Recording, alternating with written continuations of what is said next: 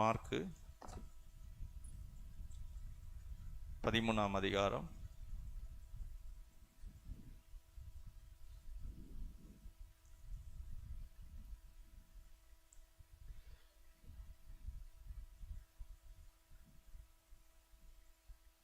33 37 வசனம் வரை. அக்காலத்தை நீங்கள் அறியாதபடியால் எச்சரிக்கையாயிருங்கள், விழித்திருந்து ஜெபம் பண்ணுங்கள். ஒரு மனுஷன் தன் வீட்டை விட்டு புறதேசத்துக்கு பிரயாணம் போக எத்தனிக்கும் போது தன் ஊழியக்காரருக்கு அதிகாரம் கொடுத்து அவனவனுக்கு தன் தன் வேலையையும் நியமித்து விழித்திருக்கும்படிக்கு காவல் காக்கிறவனுக்கும் கற்பிப்பான். அப்படியே நீங்களும் விழித்திருங்கள். ஏனெனில் வீட்டு எஜமான் சாயங்காலத்திலோ நடுராத்திரியிலோ சேவல் கூவும் நேரத்திலோ காலையிலோ எப்பொழுது வருவான் என்று நீங்கள் அறியீர்கள். நீங்கள் நினையாத வேளையிலும் அவன் வந்து உங்களை தூங்குகிறவர்களாக கண்டுபிடியாதபடிக்கு விழித்திருங்கள். நான் உங்களுக்கு சொல்லுகிறதை எல்லாருக்கும் சொல்கிறேன், விழித்திருங்கள் என்றார். ஆமென். ஆண்டவருடைய நாமத்திற்கு மகிமை உண்டாவதாக. இங்கே ஆண்டவர் சொல்றாரு 33ஆம் வசனத்துல, அக்காலத்தை நீங்கள் அறியாதபடியால் எச்சரிக்கையாயிருங்கள், விழித்திருந்து ஜெபம் பண்ணுங்கள். அப்போ விழித்திருந்து ஜெபம் பண்ணுங்கள் அப்படின்னா நம்ம தூங்கவே கூடாது அப்படிங்கிறது இல்லை, எச்சரிக்கையாக இருக்கணும். 5ஆம் வசனத்தில் நாம் வாசிக்கிறோம் எச்சரிக்கையாயிருங்கள் அப்படின்னு. அப்போது அநேக இடங்களில் இந்த வேத வசனங்களில் ஆண்டவர் அதை எச்சரிக்கை பண்ணுகிறார், வான் பண்ணுகிறார். ஸோ 34ஆம் வசனத்தில், ஒரு மனுஷன் தன் வீட்டை விட்டு புறதேசத்துக்கு பிரயாணம் போக எத்தனிக்கும் போது தன் ஊழியக்காரருக்கு அதிகாரம் கொடுத்து அவனவனுக்கு தன் தன் வேலையையும் நியமித்து விழித்திருக்கும்படிக்கு காவல் காக்கிறவனுக்கு கற்பிப்பான்.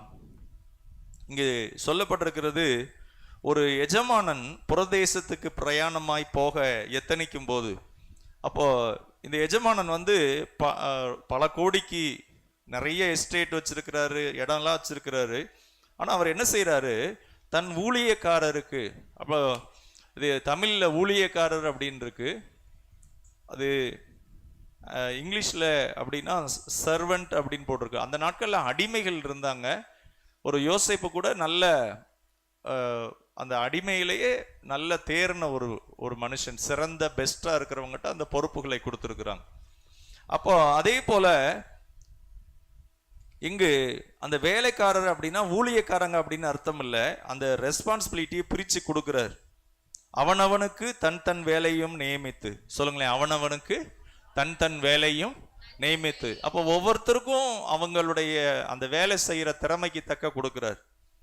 அடுத்து என்ன செய்யறாருன்னா, விழித்திருக்கும்படிக்கு காவல் காக்கிறவனுக்கு கற்பிப்பான். விழித்திருக்கும்படிக்கு காவல் காக்கிறவனுக்கு கற்பிப்பான். அப்போ விழித்திருக்கிறது அப்படின்னா என்னன்னா, இப்போ எஜமானன் மதியம் 2 மணிக்கு வர்றாரு அப்படின்னா 2 மணிக்கு வர்றாரு அப்படின்னு சொல்லி அந்த நேரம் எச்சரிக்கையா இருக்கலாம். ஆனால் வர்ற நேரமே தெரியாது அப்படின்னா என்ன செய்யணும், எப்பயுமே ரெடியா இருக்கணும். எஜமானன் வர்ற நேரம் எப்பன்னு தெரியாது. அப்போ நான் நினைக்கிறேன், இதை ஏன் ஆண்டவர் சொல்றாரு அப்படின்னா, இந்த பூமியில ஆண்டவர் இயேசு சொல்றதனுடைய முக்கியமான அர்த்தம் என்னன்னா, இந்த பூமியில பிசாசுக்கு தேவன் கொடுத்த அந்த ஆளுகை பிசாசுக்கு அவன் என்ன செஞ்சிட்டான், கொடுத்துட்டான். பிசாசை பத்தி சொல்லப்பட்டிருக்கு, அவன் திருடவும் கொல்லவும் அழிக்கவும் வருகிறான் அன்றி வேற ஒன்றுக்கும் வரான். அப்போ ஒரு நேரத்துல பிசாசுனாலே தாக்கப்பட்டவர்கள், பாதிக்கப்பட்டவர்கள், அவங்களுக்குள்ள குற்ற உணர்வு வரும். என்ன குற்ற உணர்வுனா, நம்ம ஜாக்கிரதையா இல்லாம மிஸ் பண்ணிட்டோமே, அவங்க இதுல ஜாக்கிரதையா இருந்துட்டாங்களே. அப்போ அந்த குற்ற உணர்வே அவங்களை என்ன செய்ய பண்ணும்னா, சோர்ந்து போக பண்ணும். இன்னும் சொல்ல போனா அவங்க மனதில் ஒரு விதமான பலவீனமான எண்ணங்கள் வர ஆரம்பிச்சிடும். ஸோ அதனாலதான் என்ன சொல்றாரு, நீங்கள் எச்சரிக்கையாயிருங்கள், நீங்கள் விழித்திருங்கள். பேதுரு பாருங்க, பேதுருட்ட ஆண்டவர் சொல்றாரு, அந்த கெத்சமனையில சொல்றாரு, நீ சோதனைக்குள் அகப்படாதபடி விழித்திருந்து ஜெபம் பண்ணுங்கள் அப்படின்னாரு. பேதுருட்ட சொல்றாரு. ஆனா பேதுரு அதை செய்யல. அந்த நேரத்துல அவர் அதை ஒரு ஆயத்தமாக எடுத்துக்கொள்ளல. அதுக்கப்புறம் என்ன நடக்குதுன்னா, ஆண்டவர் சொன்னபடியே அவர் மறுதளிக்கிறார். மறுதளிச்ச உடனே என்ன ஆகுதுன்னா, ஒரு குற்ற உணர்வு வருது. திரும்ப அந்த குற்ற உணர்வுனால பாதிக்கப்படுகிறார். அப்ப பிசாசு என்ன சொல்லியிருப்பான், நீ ஒரு தலைவனாக ஏற்படுத்தப்பட்ட, உன்னை ஆண்டவர் நம்பி இருந்தாரு, உன்னை ஆண்டவர் தெரிந்து கொண்டார், உன்னை எவ்வளவு கனம் பண்ணி வச்சிருந்தாரு, உனக்குன்னு ஒரு விசேஷித்த மேன்மை கொடுக்கப்பட்டதே, அதை நீ இழந்துட்ட. அந்த கில்ட்டி உணர்வு, குற்ற உணர்வு பாருங்க. அதனாலதான் ஆண்டவர் சொல்றாரு, நீங்கள் என்ன செய்யுங்க, விழித்திருங்கள். ஹல்லேலூயா. நம்ம ஒவ்வொருவரும் விழித்திருக்கணும். ஒரு குடும்ப தலைவராக, குடும்ப தலைவியாக, உங்க வேலை ஸ்தலத்தின் காரியங்கள்ல, உங்களுக்கு கொடுக்கப்பட்ட பிள்ளைகளை பராமரிக்கிற காரியங்கள்ல, ஒவ்வொரு பகுதியிலும் நாம் ஜாக்கிரதையா இருக்கணும். அதனாலதான் ஆண்டவர் சொல்றாரு, நீங்கள் விழித்திருங்கள். இப்ப விழித்திருங்கள்லாம் என்னன்னா, அப்படி கண்ணு தூங்காம அது இல்ல, ஜெபத்தோடு ஜாக்கிரதையா இருங்கள், ஜெபத்தோடு எச்சரிக்கையா இருங்க, ஒரு ஒரு ஒரு அவேரோட இருங்க அப்படிங்கிறார். கர்த்தருக்கு மகிமை உண்டாவதாக. இதை குறித்து வாசிக்கலாம். மத்தேயு 24:33. மத்தேயு 24:33.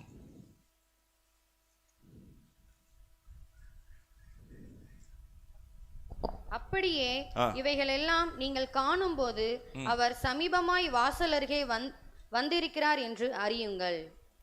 அப்படியே இவைகளெல்லாம் நீங்கள் காணும் போது அவர் சமீபமாய் வாசல் அருகே வந்திருக்கிறார் என்று அறியுங்கள். அப்போ ஆண்டவருடைய வருகைக்கு முன்பாக என்ன நடக்கும் அப்படின்னா, அவருடைய வருகை எப்ப வர அந்த நாள் இருக்கும் அப்படின்னா யாருக்குமே தெரியாது. நினையாத நேரத்தில் திருடன் வருகிற விதமாய்.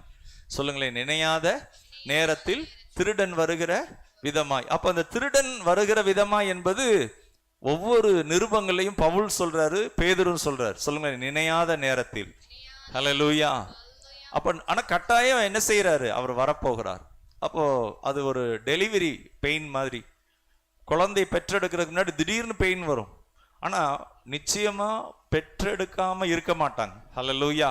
அதே போல வருகை என்பது, அவர் வர்றாரு அப்படிங்கிறதுக்கு நிறைய அடையாளங்கள் காணப்படுது.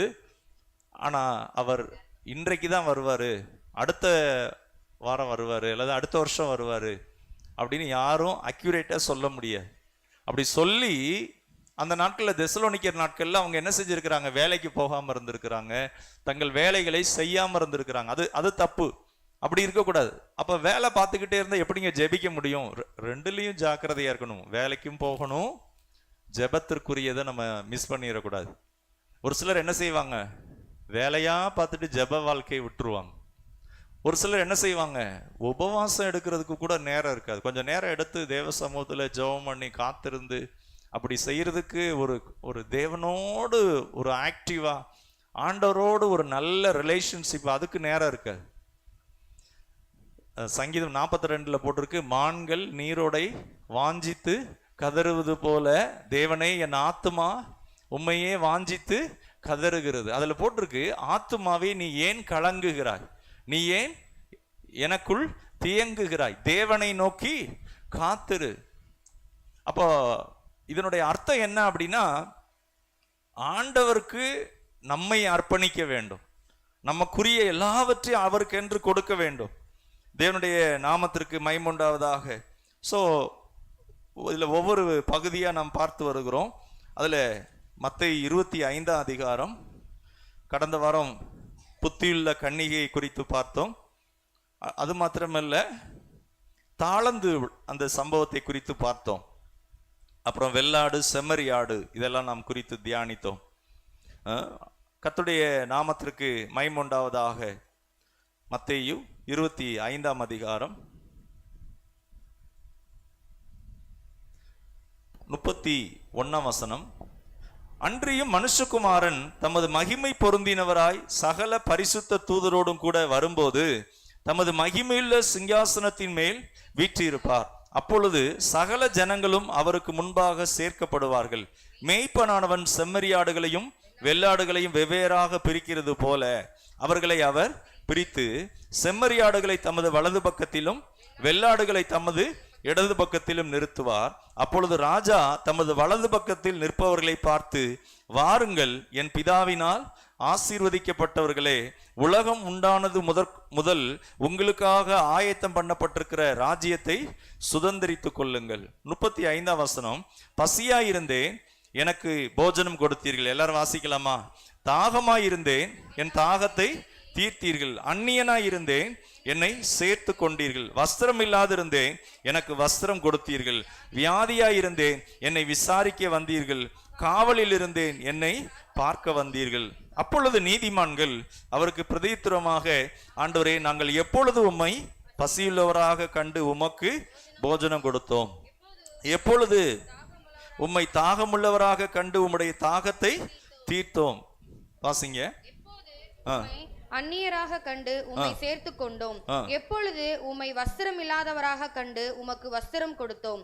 எப்பொழுது உம்மை வியாதி உள்ளவராகவும் காவலில் இருக்கிறவராகவும் கண்டு உம்மிடத்தில் வந்தோம் என்பார்கள்.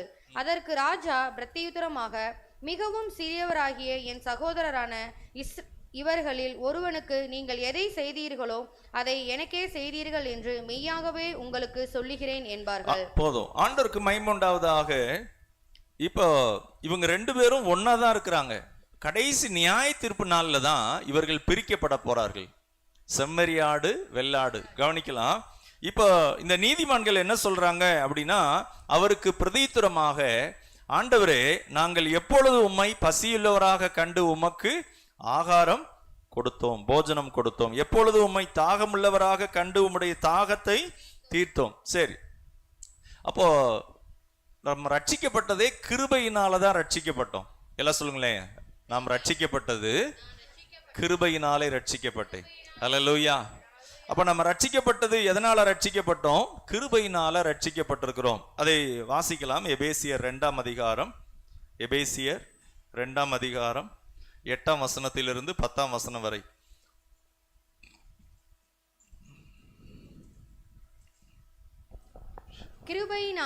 கிருபையினாலே விசுவாசத்தை கொண்டு, எல்லாரும் வாசிக்கலாம். கிருபையினாலே விசுவாசத்தை கொண்டு ரட்சிக்கப்பட்டீர்களே, இது உங்களால் உண்டானது அல்ல, தேவனுடைய ஈவு. ஒருவரும் பெருமை பாராட்டாதபடிக்கு, இது கிரியைகளினால் உண்டானதல்ல. ஏனெனில் நற்கிரியைகளை செய்கிறதற்கு, எல்லாரும் வாசிக்கலாமா? 10ஆம் வசனம். ஏனெனில் நற்கிரியைகளை செய்கிறதற்கு நாம் கிறிஸ்து இயேசுவுக்குள் சிருஷ்டிக்கப்பட்டு தேவனுடைய செய்கையாய் இருக்கிறோம். அவைகளில் நாம் நடக்கும்படி அவர் முன்னதாக அவைகளை ஆயத்தம் பண்ணி இருக்கிறார். ஆண்டவருக்கு மகிமை உண்டாவதாக. இங்கு சொல்லப்பட்டிருக்கு, ஒருவரும் பெருமை பாராட்டாதபடிக்கு. ஒருவரும். அப்ப ரட்சிப்பு என்பது என்ன அப்படின்னா, கிருபையினாலதான் ரட்சிக்கப்பட்டிருக்கும். அப்போ இந்த செம்மறியாடு வெள்ளாடுங்கிறதுல என்ன சொல்லப்பட்டிருக்கு? கிரியைகளை குறித்து சொல்லப்பட்டிருக்கு. பசியாயிருந்தேன், எனக்கு போஜனம் கொடுத்தீர்கள். சொல்லுங்களேன். பசியாயிருந்தேன், எனக்கு போஜனம் கொடுத்தீர்கள். ஆண்டவர் சொல்றாரு, நான் வஸ்திரம் இல்லாத இருந்தேன், எனக்கு வஸ்திரம் கொடுத்தீர்கள். அப்ப எல்லாமே கிரியைகளை குறித்து சொல்லப்பட்டிருக்கு. அப்ப நம்ம பிறக்கிறப்ப எப்படி பிறக்கிறோம்? மறுபடியும் கிருபையினால பிறக்கிறோம். சொல்லுங்களேன். கிருபையினாலே. ஹல்லேலூயா. நம்முடைய கிரியைகளினால நம்ம ரட்சிக்கப்பட முடியாது. நான் இதை செஞ்சேன் ஆண்டவரே, இதை செஞ்சேன், அதனால என்ன ரட்சித்தீங்க, அப்படிலாம் இல்லை. முழுவதும் இது கிருபையினாலே உண்டாயிருக்கிறது. ஆனா இந்த கிருபை என்பது அப்படியே இருந்துடக்கூடாது. அது என்ன செய்யப்பட்டிருக்கு? அதை வாசிக்கலாம். தீத்து 2ஆம் அதிகாரம், தீத்து 2ஆம் அதிகாரம் 11ஆம் வசனம். ஏனெனில் எல்லா மனுஷருக்கும் ரட்சிப்பை அளிக்கத்தக்க தேவ கிருபையானது பிரசன்னமாகி, நாம் அவபக்தியையும் லௌகீக இச்சைகளையும் வெறுத்து தெளிந்த புத்தியும் நீதியும் தேவ பக்தியும் உள்ளவர்களாய் ஜீவனம் பண்ணி, நாம் நம்பி இருக்கிற ஆனந்த பாக்கியத்துக்கும் மகா தேவனும். இங்கே சொல்லப்பட்டிருக்கு தீத்து 2ஆம் அதிகாரம் 11ஆம் வசனம். ஏனெனில் எல்லா மனுஷருக்கும் ரட்சிப்பை அளிக்கத்தக்க. சொல்லுங்களேன். எல்லா மனுஷருக்கும் ரட்சிப்பை அளிக்கத்தக்க. ஹல்லேலூயா. சொல்லுங்களேன். எல்லா மனுஷருக்கும். எல்லாரும் சொல்லுங்களேன். எல்லா மனுஷருக்கும். ஆண்டவர் வித்தியாசமே பார்க்கல. உயர்ந்தவங்க, தாழ்ந்தவங்க, படிச்சவங்க, படிக்காதவங்க, எல்லாருக்கும் ரட்சிப்பை அளிக்கத்தக்கதா. ஹல்லேலூயா. இந்த ஸ்கூல்ல யூனிஃபார்ம் போடுவாங்க. ஏன் போடுவாங்க அப்படின்னா, அந்த நாட்கள்ல என்ன நடந்திருக்குன்னா, வசதியா இருக்கிறவங்க அவங்களுக்கு ஏற்ற மாதிரி நல்ல ட்ரெஸ்ஸை போட்டு வந்திருக்கிறவங்க, ரொம்ப காஸ்ட்லியா. சாதாரணமா இருக்கிறவங்க சாதாரண ட்ரெஸ்ஸை போட்டு வந்திருக்கிறாங்க. அப்ப என்ன இருக்குன்னா, ட்ரெஸ்ஸில் வேறுபாடு தெரியுது. பார்க்குறப்ப டீச்சர் பார்க்குறப்ப எப்படி இருக்கும்? இந்த பையன்லாம் வசதியான பையன், இந்த பையன் சாதாரண பையன் அப்படின்னு. அப்போ அதுக்கு என்ன பண்ணாங்க அப்படின்னா, எல்லாருக்கும் ஒரே யூனிஃபார்ம். சொல்லுங்களேன், எல்லாருக்கும். அப்ப இங்க வசனம் என்ன சொல்லுதுன்னா, எல்லா மனுஷருக்கும் ரட்சிப்பை. அந்த வார்த்தையை சொல்லுங்களேன், எல்லா மனுஷருக்கும். ஹல்லேலூயா. அதுல ஆண்டவர் பார்ஷியாலிட்டி பார்க்கல, இவங்க வேணும் வேண்டாதவங்க அப்படி எதுவுமே கிடையாது, எல்லா மனுஷருக்கும். அந்த வார்த்தையை கவனிங்க. அடுத்து, அழிக்கத்தக்கதாக, எல்லா மனுஷருக்கும் ரட்சிப்பை அழிக்க கொடுக்கிறதுக்கு தக்கதாக தேவ கிருபையானது பிரசன்னமாகி. சொல்லுங்களேன், பிரசன்னமாகி. ஹல்லேலூயா. எல்லா மனுஷருக்காகவும் அந்த ரட்சிப்பை ஆண்டவர் ஆயத்தப்படுத்துறார். எல்லா மனுஷனுக்கும், அது யாரும் மிஸ் ஆகக்கூடாது.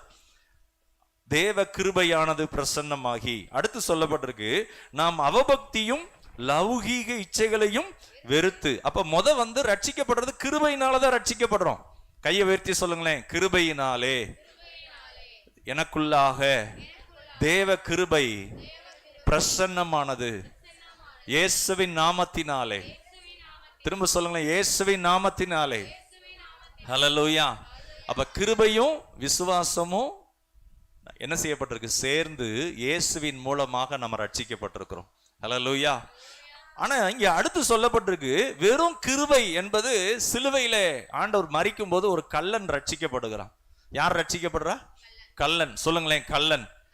அந்த கள்ளன் மரிக்கிற நேரத்துல இயேசுவை ஏற்றுக்கொண்டான். இப்ப நம்ம ரட்சிக்கப்பட்டோம், உடனே மரித்தோம்னா ஒன்றும் பிரச்சனை இல்லை. ஆனா ரட்சிக்கப்பட்ட நம்ம இந்த பூமியில வாழ்றோம். இந்த பூமியில நமக்கு ஆண்டவர் அந்த கிருபையை கொடுத்து நம்மை வாழ வைக்கிறார். அப்ப அந்த கள்ளன் அவன் மரித்து ஆண்டவருடைய ராஜ்யத்துக்கு போகிறான். அப்ப அவன் ஒரு கிரியையுமே செய்யல, ஒரே ஒரு காரியத்தை செய்தாப்புல, இயேசுவே என்னை ரட்சிங்க அப்படின்னு. அப்ப நம்ம இந்த பூமியில எதுவுமே நற்கிரியை செய்யக்கூடாதா? பிரியமானவர்களே, அந்த கள்ளன் இந்த பூமியில உயிரோடு இருந்திருந்தானால் ஒரு சிறந்த நற்கிரியைக்குரியவனாக இருந்திருப்பான், அநேக ஜனங்களை ஆதாயப்படுத்தி இருப்பான். ஆனா அவன் மரித்து போனான். பைபிள்ல பார்க்கிறோம், லேகியோன் என்கிற பிசாசு பிடித்தவன் சுகம் ஆயிட்டான். அவன் கேட்கிறான், ஆண்டவரே உங்க கூடயே வந்துடுறேன் அப்படிங்கிறான். அந்த நமக்கு ஆசை வரும், ஆண்டவர் இவ்வளவு பெரிய ஒரு அற்புதம் செஞ்சிட்டீங்களே, எனக்காக இவ்வளவு தூரம் இறங்கி வந்து என்னை நேசிச்சு என்னை விடுதலை ஆக்கிட்டீங்களே. பாருங்க, ஆண்டவர் சொல்றார், நீ என் கூட வர வேணாம், நீ என்ன செய், உனக்கு நான் செய்தவைகளை உன் ஜனத்தாருக்கும் உன் இனத்தாருக்கும் நீ என்ன செய்ய, அதை போய் சொல்லு அப்படின்னு சொன்னோன்னே அவன் தெக்கப்போலி என்கிற அந்த இடத்துக்கு போறான். போய் அங்க ஃபுல்லா மிஷினரி ஒர்க்கு செய்யறாப்புல. நல்லா கவனிங்க, அந்த அன்பு, அவன் உடம்பெல்லாம் காயமா இருக்கு, இரவெல்லாம் அவன் என்ன செய்யறான், அப்படி சத்தமா கத்துறான். அவனை விசாரிக்க ஒருவருமே வரல, அவனுடைய பெற்றோரால முடியல, அவன் தன்னைத்தானே விடுவிக்க முடியல. ஏன்னா அவ்வளவு கொடூரமா இருக்கு பிசாசுனுடைய தாக்குதல்கள். பாருங்க, அந்த நேரத்துல வாடகைக்கு படகு எடுத்து இயேசு வர்றார். அந்த படகுல போகும்போது பயங்கர புயல் அடிக்குது, கொந்தளிக்குது. ஆண்டவருடைய அன்பை பாருங்க. அப்போ இயேசு என்ன செய்யறாரு, அந்த காற்றையும் அந்த புயலையும் அதற்றி அக்கறைக்கு போய் அந்த மனுஷனை சுகமாக்குகிறார். ஹல்லேலூயா. அவன் உடம்பெல்லாம் காயம், சாப்பிட்டு எத்தனையோ நாளாயிடுச்சு. ஆனா இயேசு அந்த ஒவ்வொரு மனுஷனுக்கும் அந்த கிருபையை கொடுக்கிறார். ஹல்லேலூயா. அவனுடைய அப்பா அம்மாவால உதவி செய்ய முடியல, யாராலையும் உதவி செய்ய முடியல, அவன் தன்னைத்தானே விடுவிக்க முடியல. ஆனா இயேசு அவனுக்காக அந்த கிருபையை கொடுத்து அவனை விடுதலை ஆக்குகிறார். ஹல்லேலூயா. இப்ப அவனுக்குள்ள கிருபை உள்ள போனவனே உள்ள அன்பு அப்படி பொங்க ஆரம்பிக்குது, அன்பு நிறையுது. அவன் கேட்கிறான், ஐயா உங்க கூடயே வந்துடுறேன், என்னை மட்டும் வேணான்னு சொல்லிடாதீங்க. அப்ப ஆண்டவர் அவனை குறித்து ஒரு பிளான் வச்சிருக்கிறார். நல்ல கவனிங்க, ஒரு பர்பஸ் வச்சிருக்கிறார். ஹல்லேலூயா. நம் ஒவ்வொருவரை குறித்தும் ஒரு திட்டத்தை வைத்திருக்கிறார். நம்ம சாதாரணமானவங்களா இருப்போம், யூஸ்லெஸ்ஸா இருப்போம், எதுக்குமே பிரயோஜனம் இல்லாம இருப்போம். ஆனா ஆண்டவருடைய கிருபை உங்களுக்குள்ள பிரசன்னமாகிறது. ஹல்லேலூயா. அதான் பாட்டு பாடணும், விவரிக்க முடியாத அற்புதங்கள் செய்பவரே, விவரிக்க முடியாத அதிசயங்கள் செய்பவரே, வர்ணிக்க முடியாத அற்புதங்கள் செய்பவரே, நீர் நல்லவரே, சர்வவல்லவரே, உம் கரங்கள் என் ஆதாரமே. கைகளை உயர்த்தி பாடுவோமே. விவரிக்க முடியாத அதிசயங்கள் செய்பவரே, வர்ணிக்க முடியாத அற்புதங்கள் செய்பவரே, நீர் நல்லவரே, சர்வ வல்லவரே. உம் கரங்கள் என் ஆதாரமே. உண்மையா சொல்லுமா? நீர் நல்லவரே, சர்வ வல்லவரே, உம் கரங்கள் என் ஆதாரமே. துவங்கியதை முடிப்பீரே, இறுதி வரை உடனிருப்பீரே. துவங்கியதை முடிப்பீரே, இறுதி வரை உடனிருப்பீரே. தடைகள் வந்தாலும் உம் தரிசனம் நிற்குமே, தாமதம் ஆனாலும் அது நன்மையாய் முடியுமே. தடைகள் வந்தாலும் உம் தரிசனம் நிற்குமே, தாமதம் ஆனாலும் அது நன்மையாய் முடியுமே. நீ நல்லவரே, சர்வ வல்லவரே, உம் கரங்கள் என் ஆதாரமே. எல்லாரும் பாடலாம். நீ நல்லவரே, சர்வ வல்லவரே, உம் கரங்கள் என் ஆதாரமே. துவங்கியதை முடிப்பீரே, இறுதி வரை உடனிருப்பீரே. துவங்கியதை முடிப்பீரே, இறுதி வரை உடனிருப்பீரே. தடைகள் வந்தாலும் உம் தரிசனம் நிற்குமே, தாமதம் ஆனாலும் அது நன்மையாய் முடியுமே. தடைகள் வந்தாலும் உம் தரிசனம் நிற்குமே, தாமதம் ஆனாலும் அது நன்மையாய் முடியும். கரங்களை உயர்த்தி. நீ நல்லவரே, சர்வ வல்லவரே, உம் கரங்கள் என் ஆதாரமே. நீ நல்ல ஜீசஸ், உம் கரங்கள் என் ஆதாரமே. ஏந்தினி தாங்கினி உயர்த்தினி தப்புவித்தி. ஏந்தினி தாங்கினி உயர்த்தினி தப்புவித்தி. தகுதியே இல்ல இந்த உயர்வுகள் எனக்கு, மிகுதியான கிருபை காரணம் அதற்கு. தகுதியே இல்ல இந்த உயர்வுகள் எனக்கு, மிகுதியான கிருபை காரணம் அதற்கு. நீ நல்லவரே, சர்வ வல்லவரே, உம் கரங்கள் என் ஆதாரமே. சேர்ந்து பாடலாம். நீ நல்லவரே, சர்வ வல்லவரே, உம் கரங்கள் என் ஆதாரமே. ஹல்லேலூயா. மிகுதியான கிருபை. எத்தனை பேர் அதை பெற்றிருக்கிறீங்க? ஹல்லேலூயா. தகுதியே இல்லை, ஆனா அதுதான் ஆண்டவரே உங்க அன்பு. ஹல்லேலூயா. இங்கு தீத்து 2ஆம் அதிகாரம் 12ஆம் வசனம். நாம் அவபக்தியையும் லௌகீக இச்சைகளையும் வெறுத்து. சொல்லுங்களேன். அவபக்தியையும் லௌகீக இச்சைகளையும் வெறுத்து. ஹல்லேலூயா. ஒருவேளை உங்களுக்கு இந்த புதன்கிழமை காலையில பிரேயர் இருக்குன்னு சொன்னேன். ஒருவேளை நீங்க வாய்ப்பு இருந்தா அங்க அதுல வந்து கலந்து கொள்ளுங்க.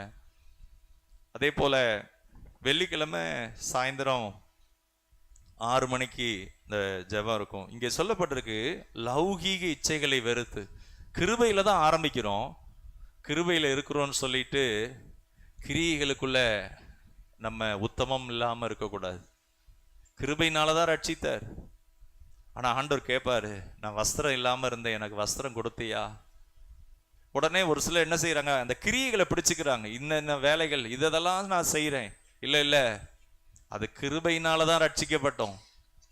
கடைசி வரைக்கும் கிருபையினாலதான் நம்ம வாழ்ந்து முடிக்கணும். ஆனா கிருபையிலேயே இருக்கிறேன்னு சொல்லி அந்த கல்லனை போல நம்ம வாழ்க்கையை முடிச்சிடக்கூடாது. அவனுடைய வாழ்க்கை அதோட முடியுது. ஆனா நம்ம என்ன செய்யணும் தெரியுமா? நம்ம ஆண்டவருக்காக பிரகாசிக்க வேண்டும். இந்த கிருபையை பெற்றுக்கொண்ட நம்ம என்ன செய்யணும்? கர்த்தருடைய நாமத்துல, இந்த சுவிசேஷத்திற்காக இயேசுவின் நாமத்துல நம்ம கூட வேலை செய்யறவங்கள, அதுல சிறையிருப்புல இருப்பாங்க, வியாதியில இருப்பாங்க, பிசாசின் பிடியில இருப்பாங்க, சாப பிடியில இருப்பாங்க, ஏதோ ஒரு சில போராட்டங்கள்ல இருப்பாங்க, அவங்கள அதுல இருந்து வெளியே கொண்டு வரணும். ஒரு சிலருக்கு என்ன செய்யணும்னா, அந்த வீட்டுல கடன் பிரச்சனை தீரவே தீராது, அழுது கொண்டிருப்பாங்க. ஒரு வயசான ஐயா அம்மா அவங்க சொல்றாங்க, ஐயோ என் மகனுக்கு அவனா போய் 4 பிஸ்னஸ் பண்ணான், எல்லாம் லாஸ், கடன்காரங்க தொல்லை தாங்க முடியல. அப்ப பரிசுத்த ஆவிக்குள்ள அவங்களுக்கு ஆலோசனை கொடுத்துட்டு ஆண்டவரை பத்தி சொன்னேன். ஆண்டவர் இயேசு மதம் அல்ல, ஆண்டவர் எல்லாருக்காக வந்திருக்கிறார் அப்படின்னு சொல்லிட்டு சொன்னப்ப, ஒருவேளை ஏதோ ஒரு சில முற்பிதாக்களுடைய அந்த இருள், அந்த பிசாசின் கிரியைகள் பிள்ளை மேல கூட வந்திருக்கலாம் அப்படின்னு சொன்னா, அந்த வீட்டுக்காரம்மா, அந்த வயசான அம்மா சொல்றாங்க, ஆமா என் கணவர் வழியில அவங்களுடைய 4 ஃபாதர்ஸ், ஐயோ அதனுடைய விளைவுன்னு நான் உணர்றேன் அப்படின்றாங்க. ஆனா வெளியில வர தெரியல. நான் சொன்ன இயேசு அதை சுமந்திருக்கிறா. ஹல்லேலூயா. பாருங்க, பிரச்சனை என்னன்னு தெரியுது, ஆனா பிரச்சனைக்கான காரணம் என்னவென்று தெரியல. ஆனா நம்ம ரட்சிக்கப்பட்டதுக்கு காரணம் என்னன்னா, இவ்வளோ ஒரு பெரிய ரட்சிப்பை நம்ம கொடுத்துருக்கிறார் அப்படின்னா, நம்மகிட்ட இருக்கிற நற்கிரியைகள் அல்ல, முழுக்க அவர் கிருபை. ஹல்லேலூயா. சொல்லுங்களேன், கிருபை. ஹல்லேலூயா. தேவ கிருபை உங்களுக்குள்ள பிரசன்னமாயிருக்கு. தேவ கிருபை உங்களுக்குள்ள பிரசன்னமாயிருக்கு. ஆனா அந்த கிருபையை பெற்ற நம்ம சும்மா இருக்கக்கூடாது, கிரியைகள் செய்யணும், பிள்ளைகளை உருவாக்கணும், பிள்ளைகளை கொஞ்சம் சாப்பிடாம ஜெபிக்க வைக்கணும். நீ சாக மாட்ட, சாப்பிடாம கிடந்து ஜெபம் பண்ணு வைக்கணும். பிள்ளைகள் இஷ்டத்துக்கு விட்டுறக்கூடாது. ஏன்னா இந்த பிள்ளைகள் உங்களுக்கு பின்னாடி உங்க கூட நிக்கிற ஒரு அற்புதமான நிலைக்கு வருவாங்க. இங்க இந்த வார்த்தையை தான் சொல்லப்பட்டிருக்கிறது, தெளிந்த புத்தியும் நீதியும் தேவ பக்தியும் உள்ளவர்களாய். தெளிந்த புத்தியோட இருக்கணும். பிள்ளைகளை அப்படியே ஒரு குழந்தை மாதிரியே இருக்கக்கூடாது. நற்கிரியைகள்ல சவளை சின்ன பிள்ளை இருக்கும் பார்த்தீங்களா, அந்த பிள்ளைக்கு என்ன செய்ய தெரியாது, எதுவுமே மேனேஜ் பண்ண தெரியாது. ஆனால் பிள்ளைகளை என்ன செஞ்சிடறாங்க நிறைய பேர், அந்த பிள்ளைகளை குழந்தைகளாகவே வச்சிடக்கூடாது. அந்த பிள்ளைகளுக்கு ஸ்ட்ரிக்டா, இவ்வளவு நேரம் நீ தேவனோடு செலவு பண்ணணும், இவ்வளவு நேரம் நீ உத்தமமாக இருக்கணும், கர்த்தருக்கு நீ நன்றி சொல்லணும், கர்த்தரை தேடணும். அந்த பிள்ளைகளுக்கு தெளிந்த புத்தியை கொடுக்கணும். ஏன்னா இந்த உலகத்தில் அசுத்தங்களும் இச்சைகளும் அநேக பொல்லாத கிரியைகளும் மோசம் போக்குற காரியங்களும் எத்தனையோ இருக்கு. அதுல உருவாக்க வேண்டும். நம்ம அப்படி உருவாகணும், பிள்ளைகளையும் உருவாக்கணும். நிறைய பேருக்கு அது பிள்ளை அது வாட்டு போதுங்க, எப்படி வேணாலும் இருக்கட்டுங்க. இல்ல, இங்க சொல்லப்பட்டிருக்கு, நம்ம இந்த அவபக்தி நிறைந்த உலகத்திலே லௌகீக இச்சைகளை வெறுத்து, சொல்லுங்களேன், லௌகீக இச்சைகளை வெறுத்து, அது ஒரு கிரியை, கேரக்டர்.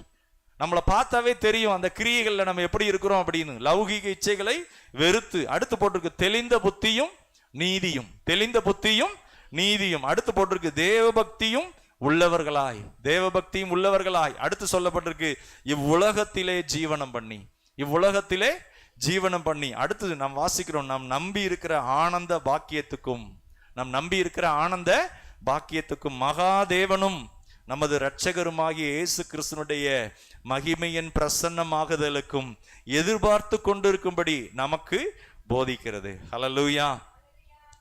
அப்ப இந்த பிரசன்னம் என்ன செய்யுதுன்னா, நம்மளை அந்த வருகைக்கு நம்ம ஆயத்தமாக இருக்க வேண்டும். வருகைக்கு எப்படி இருக்கணும்? ஆயத்தமா இருக்கணும். பிரசன்னமாகுதலுக்கு எதிர்கொண்டு போக ஆயத்தமா இருக்கணும். அதுல நம்ம அசதியா இருக்கக்கூடாது, நிர்விசாரமா இருக்கக்கூடாது. இங்க நம்ம வாசிக்கிறோம் 14ஆம் வசனத்துல, அவர் நம்மை சகல அக்கிரமங்கள் நின்று மீட்டு கொண்டு, சகல அக்கிரமங்கள் நின்று மீட்டு கொண்டு. அடுத்து வாசிக்கிறோம், தமக்குரிய சொந்த ஜனங்களாகவும், தமக்குரிய சொந்த ஜனங்களாகவும் நற்கிரியைகளை செய்ய பக்தி வைராக்கியம் உள்ளவர்களாகவும் நம்மை சுத்திகரிக்கும்படி நமக்காக தம்மை தாமே ஒப்பு கொடுத்தார். ஹல்லேலூயா. நமக்காக அவர் என்ன செய்தாரா? தம்மை தாமே ஒப்பு கொடுத்தார். இந்த வார்த்தையை கவனிங்க.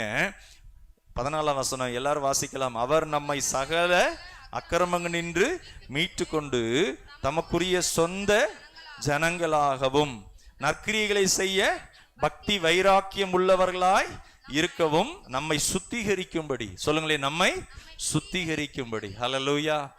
நம்ம சுத்திகரிக்கப்படணும், நம்ம பரிசுத்தமா இருக்கணும். நம்முடைய குடும்பத்தில் இருக்கிற நபர் அந்த பரிசுத்தத்தை வாஞ்சிக்கணும். அதற்காக தம்மை தாமே அவர் ஒப்பு கொடுத்தார். அப்ப கிருபையில இருந்து கிருபையிலே இருக்கிறேன்னு இருந்துடக்கூடாது, குழந்தையாவே இருந்துடக்கூடாது. அங்கிருந்து கிரியைகளுக்கு போகணும். ஹல்லேலூயா. அதுல என்ன செய்யணும்? நாம் தேறினவர்களாக மாறணும். நமக்கு கொடுக்கப்பட்ட அந்த பகுதியில உண்மையா இருக்கணும். நம்ம ஒரு கம்பெனிக்கு வேலைக்கு போறோம், 10 மணிக்கு வேலைக்குன்னா 10 மணிக்கு இருப்போம்.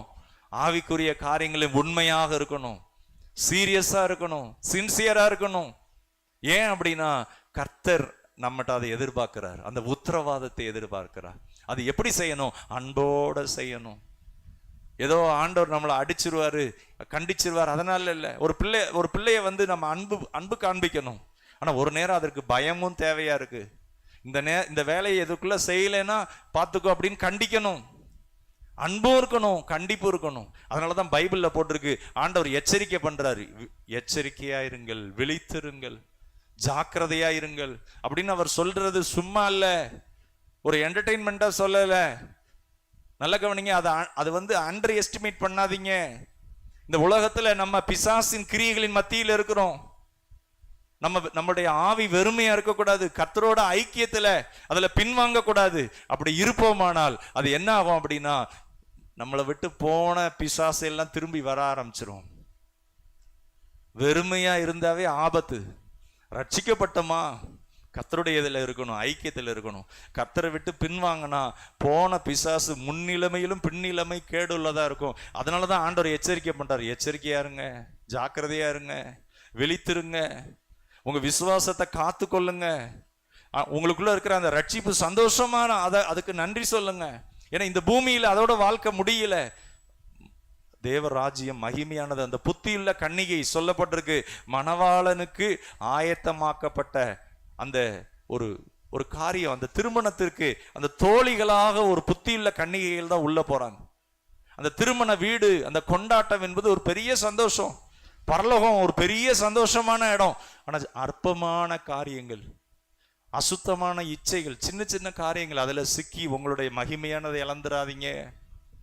அதனாலதான் இங்க சொல்லப்பட்டிருக்கு, நாம் அவபக்தியும் 12ஆம் வசனம், லௌகீக இச்சைகளையும் வெறுத்து தெளிந்த புத்தியும் நீதியும் தேவ பக்தியும் உள்ளவர்களாய் இவ்வுலகத்திலே ஜீவனம் பண்ணி. அப்ப எப்படிலாம் இருக்கணுமா? தெளிந்த புத்தியோடு இருக்கணும், நீதியோடு இருக்கணும், தேவ பக்தியும் உள்ளவர்களாய் இவ்வுலகத்திலே ஜீவனம் பண்ணி நாம் நம்பி இருக்கிற ஆனந்த பாக்கியத்துக்கும் மகாதேவனும் நமது இரட்சகருமாகிய இயேசு கிறிஸ்துனுடைய மகிமையின் பிரசன்னமாகுதலுக்கும் எதிர்பார்த்து கொண்டிருக்கும்படி நமக்கு போதிக்கிறது. ஹல்லேலூயா. அப்ப நல்ல கவனிங்க. ஆண்டவர் அடுத்த மாசம் வர்றாரு அப்படின்னா நம்ம என்ன செய்வோம்? இப்பயே ஆயத்தமாயிருவோம். நம்ம மனசுல அது என்ன இருக்கும்? என்னுடையது எல்லாம், என் குடும்பம், என் பிள்ளைகள், என்னுடைய வேலை, எனக்கு உண்டான எல்லாம் அவருடையது. கவனிக்கலாம். நம்மளுடைய எண்ணங்களே ஒரு வித்தியாசமா இருக்கும். நம்ம ஆண்டவரோடு இருக்கிற அந்த உறவு எப்படி இருக்கும்னா, நம்ம நல்லா ஒருவேளை கலக்கமா இருந்தாலும் கவலையோட இருந்தாலும் கர்த்தரிடத்துல போய் நம்ம உள்ளத்தை பலப்படுத்தி கொள்வோம். ஏன்னா ரட்சிப்பு விசேஷமானது.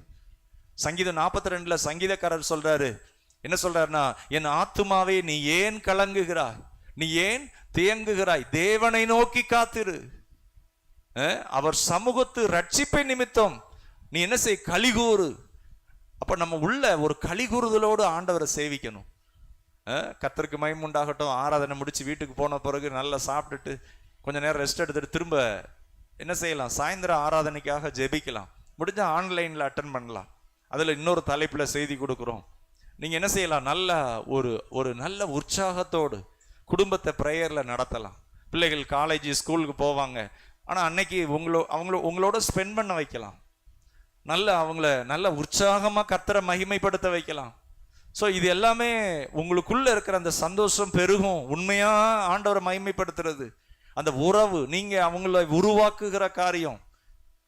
உபாகமம் 5 போட்டிருக்கு, உன் தகப்பனையும் தாயையும் கனம் பண்ணுவாயாக, கர்த்தருடைய நாளை பரிசுத்தமாய் ஆசரிப்பாயாக. அப்ப கனம் பண்றதுன்னா என்னன்னு சொல்லி கொடுக்கணும். பாருங்க, ஒரு பெற்றோர் பிள்ளைக்கு சொல்லும்போது சொல்லுவாங்க, இந்த பக்கம் எச்சரிக்கையா இருப்பா, இதை செய்யாதப்பா. ஆண்டவர் சொல்றாரு, எச்சரிக்கையா இரு, ஜாக்கிரதையா இரு. ஏன்னா அவர் சொல்றாரு, நீங்கள் ஜெபம் பண்றதுல ஜாக்கிரதையா இருங்க. ஏன் சொல்றாரு? ஒரு தகப்பனும் தாயும் சொல்றாங்க, நாங்க இந்த இடத்துல கஷ்டப்பட்டோம், நாங்க இங்க தப்பு பண்ணிட்டோம், நீங்க பண்ணிடாதீங்க. அப்ப என்னன்னா, அவங்களுக்குரிய அனுபவம், அவங்களுக்குரிய அந்த அந்த முதிர்ச்சியில சொல்லுவாங்க, இதை செய்யாத, இந்த காரியத்தை பண்ணாத.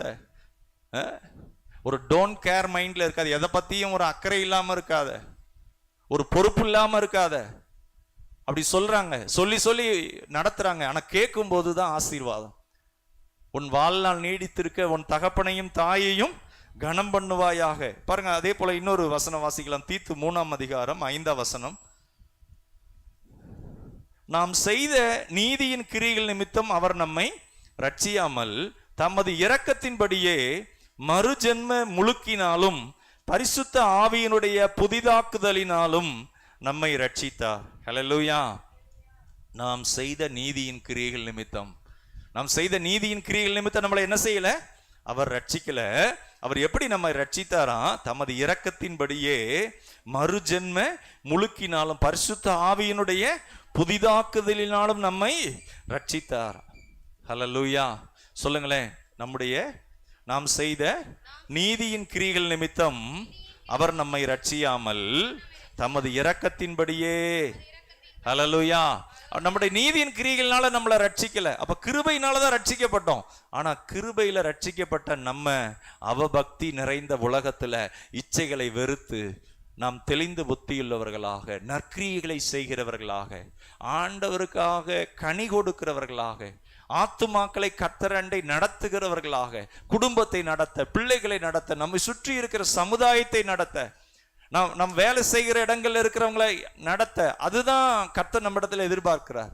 அந்த ஒரு உத்தரவாதம் உள்ள ஒரு வாழ்க்கை, கனி கொடுக்கிற ஒரு வாழ்க்கை. கர்த்தருக்கு மகிமை உண்டாவதாக. அப்ப கிருபையில ஆரம்பிக்கிறோம், கிருபையிலே இருந்துடக்கூடாது. கிருபையில ஆரம்பிக்கிறோம், அதிலே இருந்துடக்கூடாது. கொஞ்சம் கொஞ்சமா கிரியைகள் செய்யணும். அங்கே வாசிக்கிறோம், மத்தேயு 25ஆம் அதிகாரத்துல அந்த வெள்ளாடு அப்படின்னு சொல்லப்பட்டிருக்கிறது. அவர்களுக்கு சம்பவிக்கிற சம்பவத்தை குறித்து சொல்லப்பட்டிருக்கிறது.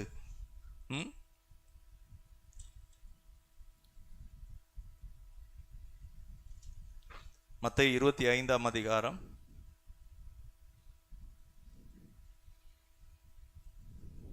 மத்தேயு 25:41. அப்பொழுது இடது பக்கத்தில் நிற்பவர்களை பார்த்து அவர், சபிக்கப்பட்டவர்களே, என்னை விட்டு பிசாசுக்காகவும் அவன் தூதர்களுக்காகவும் ஆயத்தம் பண்ணப்பட்டிருக்கிற நித்திய அக்கினியிலே போங்கள். நான் பசியாயிருந்தேன், நீங்கள் எனக்கு போஜனம் கொடுக்கவில்லை. தாகமாயிருந்தேன், என் தாகத்தை தீர்க்கவில்லை. அந்நியனாயிருந்தேன், நீங்கள் என்னை சேர்த்து கொள்ளவில்லை. வஸ்திரம் இல்லாதிருந்தேன், நீங்கள் எனக்கு வஸ்திரம் கொடுக்கவில்லை. வியாதியுள்ளவனாய் இருந்தேன், காவலில் அடைக்கப்பட்டவனாயும் இருந்தேன், நீங்கள் என்னை விசாரிக்க வரவில்லை என்பார். அப்பொழுது அவர்களும் அவருக்கு பிரதியுத்தரமாக, ஆண்டவரே, உம்மை பசியுள்ளவராகவும் தாகமுள்ளவராகவும் அந்நியராகவும் வஸ்திரம் இல்லாதவராகவும் வியாதிப்பட்டவராகவும் காவலில் அடைபட்டவராகவும் நாங்கள் எப்பொழுது கண்டு உமக்கு உதவி செய்யாதிருந்தோம் என்பார்கள். அவங்க கேள்வி கேட்கிறாங்க, எப்ப ஆண்டவரே அப்படின்னு கேட்கிறாங்க. அப்போ ஆண்டவர் சொல்றாரு, ஆண்டவர் இயேசு சொல்றாரு, அப்பொழுது அவர் அவர்களுக்கு பிரதியுத்தரமாக, மிகவும் சிறியவர்களாகிய இவர்களில் ஒருவனுக்கு நீங்கள் எதை செய்யாதிருந்தீர்களோ அதை எனக்கே செய்யாதிரு என்று மெய்யாகவே உங்களுக்கு. அப்ப நல்ல கவனிங்க, இந்த அன்பு அப்படிங்கிறதுல ஆண்டோடைய வசனம் விதமா சொல்லப்பட்டிருக்கு. உன் தேவனாகிய கர்த்தரிடத்தில் முழு ஆத்மாவோடும் முழு பலத்தோடும் முழு இருதயத்தோடும் அன்பு கூறு. அதற்கு சமமாக இன்னொரு கற்பனை இருக்கு, உன்னிடத்தில் நீ அன்பு கூறுவது போல பிறரிடத்தில். சரி, இப்போ ஒரு பெரிய ஒரு 20 மாடி கட்டடம், அந்த கட்டடத்துல ஒரு பெரிய நீளமான ஒரு கட்டையை நீட்டி இருக்கு.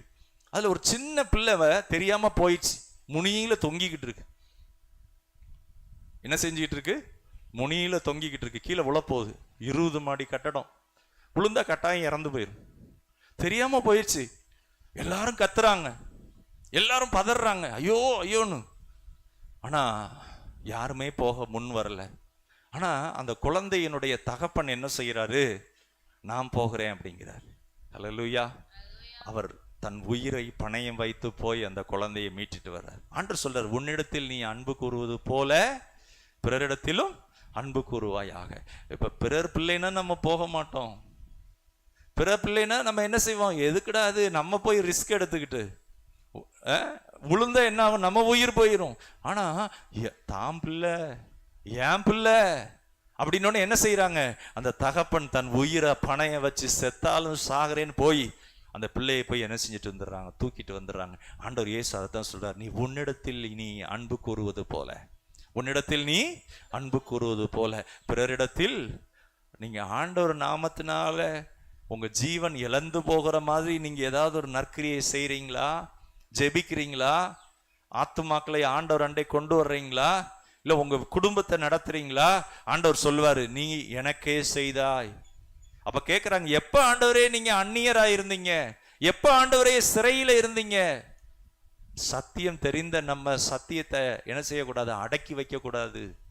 சத்தியம் தெரிஞ்சிருச்சுல, சத்தியத்தை கை கொள்ளணும். அந்த சத்தியத்துக்காக நம் ஜீவனை கொடுக்கணும், அர்ப்பணிக்கணும். அதைத்தான் ஆண்டவர் சொல்றாரு. கடைசி என்ன நடக்குது அப்படின்னா, ஆண்டவர் சொல்றாரு 45-46, அப்பொழுது அவர் அவர்களுக்கு பிரதியுத்தரமாக மிகவும் சிறியவர்களாகிய, மிகவும் சிறியவர்களாகிய.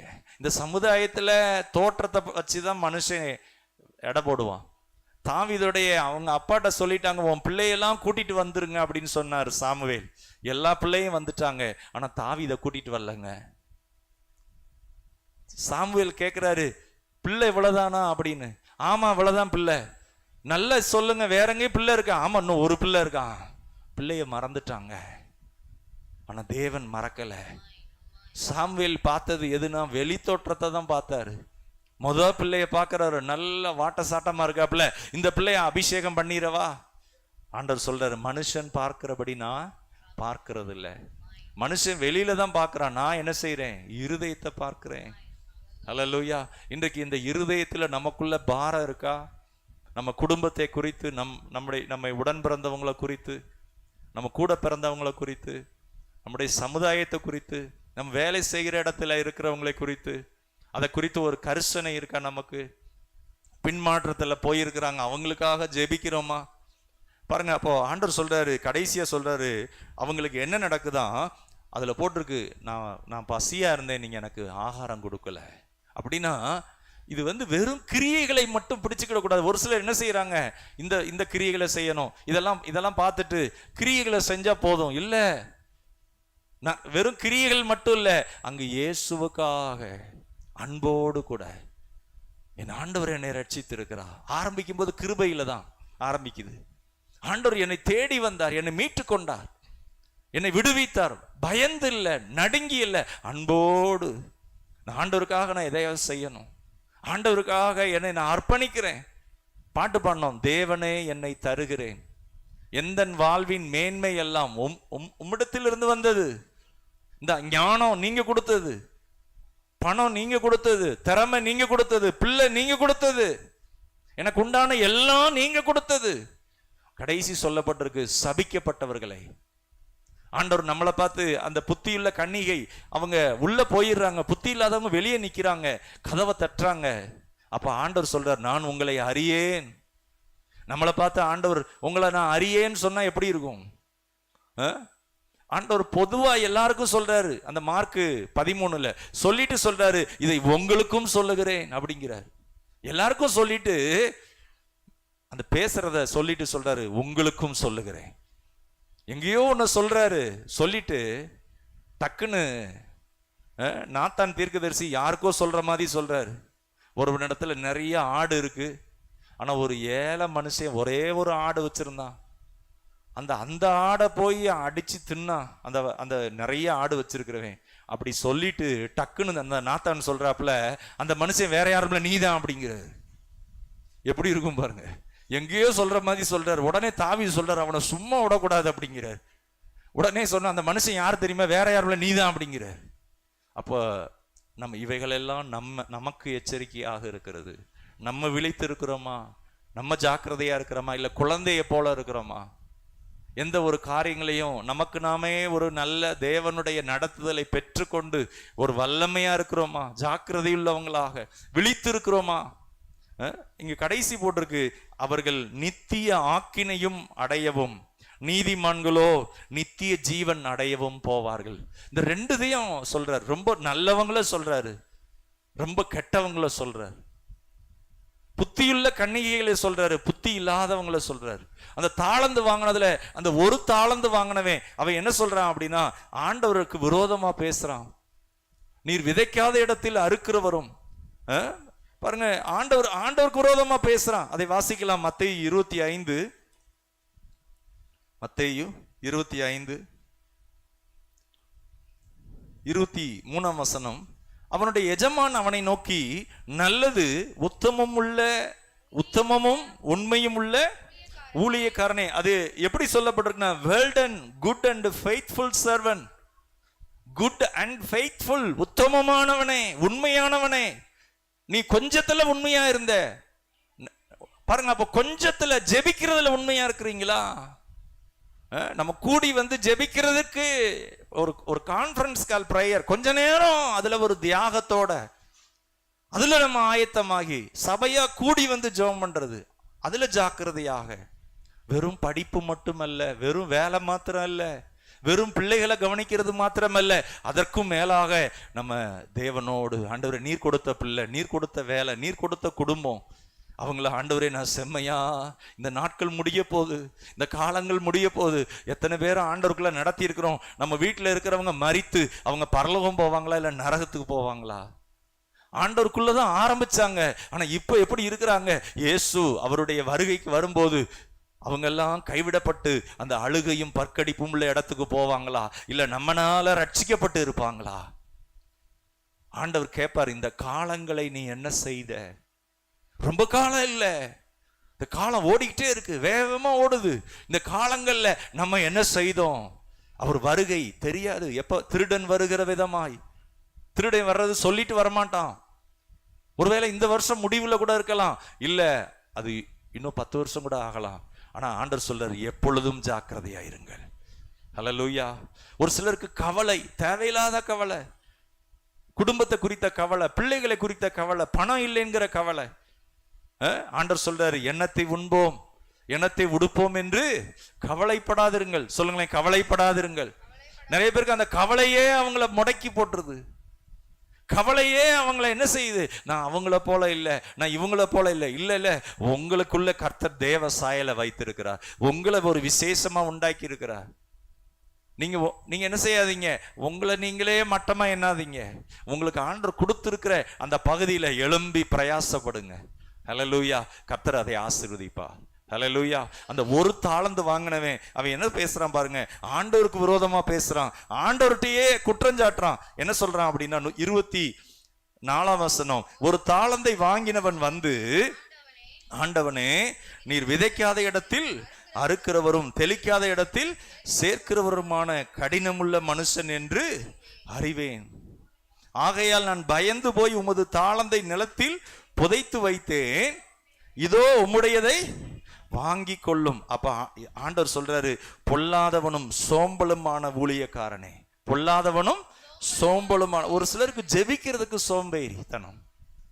ஆண்டவர் சமூகத்துல கொஞ்சம் சாப்பிடாம, கர்த்தர் சமூகத்துல பிரச்சனைகள்லாம் வர்றதுக்கு முன்னாடி குடும்பமா சாப்பிடாம இன்னைக்கு ஜெபம் பண்ணுவோம், செய்ய முடியாது. எல்லாம் நல்லா இருக்கு, நம்ம இஷ்டம் போல நடக்கணும், உலகம் எப்படி போதோ அது மாதிரி நம்ம வாழணும். இல்ல, இந்த காலம் முடிந்து போய்விடும், எச்சரிக்கை பண்றாரு. இது இன்னொரு இடத்துலயும் ஆண்டவர் சொல்றாரு, மத்தேயு 23 அதிகாரம்.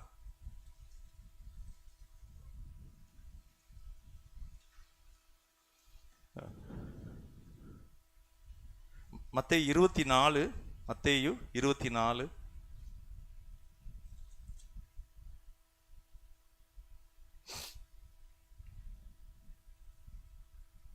மத்தேயு 24 36. அந்த நாளையும் அந்த நாளிகையும் என் பிதா ஒருவர் தவிர மற்றொருவனும் அறியான், பரலோகத்தில் உள்ள தூதர்களும் அறியார்கள். நோவாவின் காலத்தில் எப்படி நடந்ததோ அப்படியே மனுஷகுமாரன் வரும் காலத்திலும் நடக்கும். எப்படி எனில், ஜல பிரளயத்துக்கு முன்னான காலத்தில் நோவா பேழைக்குள் பிரவேசிக்கும் நாள் வரைக்கும் ஜனங்கள் புசித்தும் குடித்தும் பெண் கொண்டும் பெண் கொடுத்தும், ஜலப்பிரளயம் வந்து அனைவரையும், நல்ல கவனிங்க, பெண் கொண்டும் பெண் கொடுத்தும்னா அப்ப நம்ம சாப்பிடக்கூடாதா? பிள்ளைக்கு வயசாயிருச்சு, கல்யாணம் பண்ற வயசு வந்துருச்சு, கல்யாணம் பண்ணக்கூடாதா? அடுத்து பெண் கொடுத்தும் அப்படின்னா என்ன அர்த்தம்? இது எல்லாம் இயல்பான காரியங்கள், இதெல்லாம் நடக்கும். சாப்பிட்ற காரியம் நடக்கும், பிள்ளைக்குரிய காரியங்கள் செய்யணும், எல்லாம் இருக்கும். ஆனா ஆண்டவருடைய வருகை என்பதையே நினையாமல் வெறும் சாப்பிட்றதும் வெறும் இந்த கொடுக்கறதும் வாங்குறதும் அது மட்டும் கவலையா இருக்கக்கூடாது.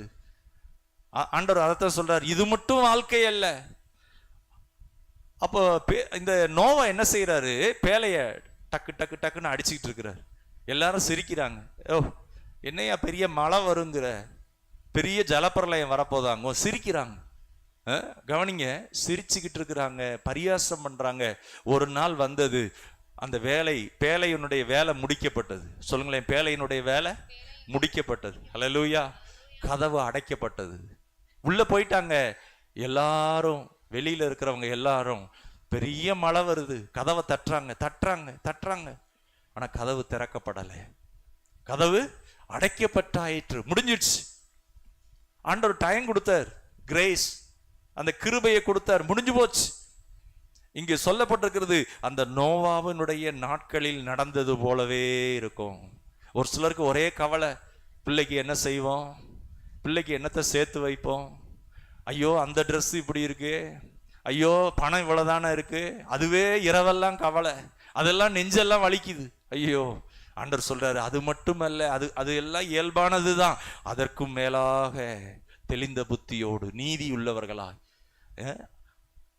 இச்சைகளை வெறுத்து, லௌகீக இச்சைகளை வெறுத்து, தேவ பக்தி உள்ளவர்களாய், அதற்கும் மேலாக, ஆண்டவரே நீ கொடுத்த உணவுக்காக ஸ்தோத்திரம், ஆண்டவரே நீங்க கொடுத்த குடும்பத்துக்காக ஸ்தோத்திரம், நீங்க கொடுத்த பிள்ளைக்காக ஸ்தோத்திரம், நீங்க கொடுத்த கணவருக்காக ஸ்தோத்திரம், நீங்க கொடுத்த மனைவிக்காக ஸ்தோத்திரம். ஆண்டவரே, இந்த குறைவு இருந்தாலும் நீங்க நிறைவாக்குவீங்க ஆண்டவரே, ஸ்தோத்திர ராஜா அப்படின்னு சொல்லி பாட்டு பண்ணோம். விவரிக்க முடியா அப்படிப்பட்ட ஆண்டவரை உள்ள வைத்து, இயேசு நேற்றும் இன்றும் என்றும் மாறாதவர். ஒரே கவலை, ஜெபம் பண்ண முடியல, ஆண்டவருக்கு நன்றி சொல்ல முடியல. ஒருவேளை படிக்கிறீங்கன்னா கூட, படிக்கிறதுல கூட ஆண்டவரை ஸ்தோத்தரித்து ஞானத்தை கேட்டு பாருங்க. ஆண்டவர் இவ்வளவு தூரம் படிக்க வச்சிருக்கிறீங்க, டிகிரி வந்துட்டீங்க, அல்லது ஒரு கிளாஸ் வந்துட்டீங்க, 10th வந்துட்டீங்க, 9th வந்துட்டீங்க, ஆண்டவருக்கு நன்றி சொல்லுங்க. ஹல்லேலூயா. கர்த்தருடைய கிருபை இதெல்லாம் உணர்ந்தோமானா நாம் ஸ்தோத்தரிப்போம். ஆண்டவரே நன்றி அப்பா. பாருங்க, அப்போ அந்த வருகை நாட்கள்ல எப்படி இருக்கும்? ஆண்டவருடைய நாமம் மகிமைப்படுவதாக. கடைசியாக இந்த வசனத்தை வாசித்து நாம் முடிக்கலாம். 2 வசனம். 1 கொரிந்தியர் 6ஆம் அதிகாரம் 9-10. 1 கொரிந்தியர் 6ஆம் அதிகாரம் 9-10.